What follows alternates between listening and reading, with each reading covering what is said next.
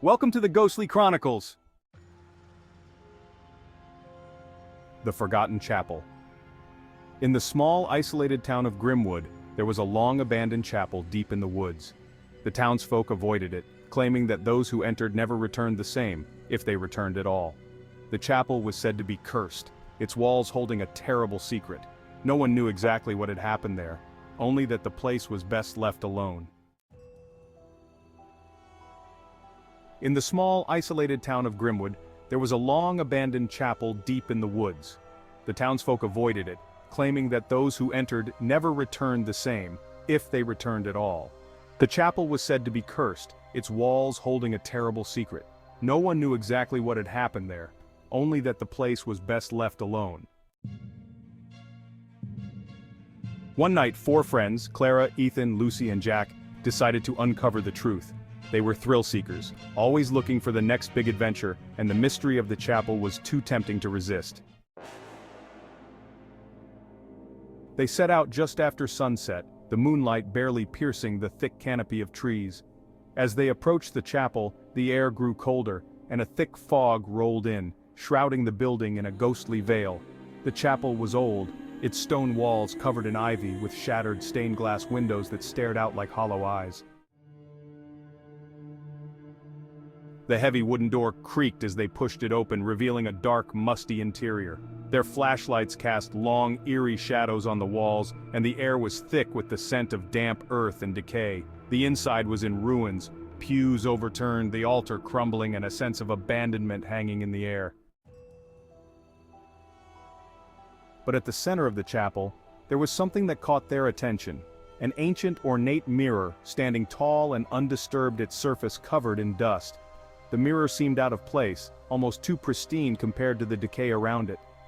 Curiosity piqued, Lucy stepped forward and wiped away the dust, revealing the glass beneath. As she looked into the mirror, her reflection seemed strange, distorted, as if the glass was warped. But when she blinked, the reflection was normal again. "Let's take a look," Jack said, joining her. The others followed, but as they gathered around the mirror, the temperature in the room plummeted. Their breath came out in white puffs, and a low hum began to emanate from the mirror. Suddenly, the reflections in the mirror changed. Instead of their own faces, they saw twisted, grotesque versions of themselves. Eyes hollow, skin pale and gaunt, their mouths twisted into unnatural grins. The figures in the mirror began to move independently, stepping closer to the glass, their hands pressing against the surface as if trying to break through. Panic set in as the mirror's surface rippled like water, and the reflection's grins widened, revealing sharp, jagged teeth. The chapel's walls began to tremble, and a deep, guttural voice echoed through the room, chanting in a language none of them could understand. Ethan was the first to run, bolting for the door, but it slammed shut before he could reach it. The others tried to follow, but the mirror was pulling them closer, an invisible force drawing them in. The reflections were no longer just in the glass. They were stepping out, their twisted forms becoming solid as they reached out with long, clawed fingers. Clara screamed as one of the figures grabbed her arm, its touch ice-cold and burning at the same time. She struggled, but the figure's grip was like iron, dragging her toward the mirror. The others tried to help, but the force was too strong, pulling them all toward the glass. One by one, they were pulled into the mirror, their screams fading as the glass swallowed them whole. The reflections, now fully formed, stepped out into the chapel, their hollow eyes scanning the room with malicious intent. Then, just as suddenly as it had begun, the mirror's surface smoothed out, and the room fell silent. The twisted figures were gone, replaced by the normal reflections of the empty chapel. The door creaked open, and the fog outside began to lift. The chapel stood quiet and undisturbed once more, as if nothing had happened.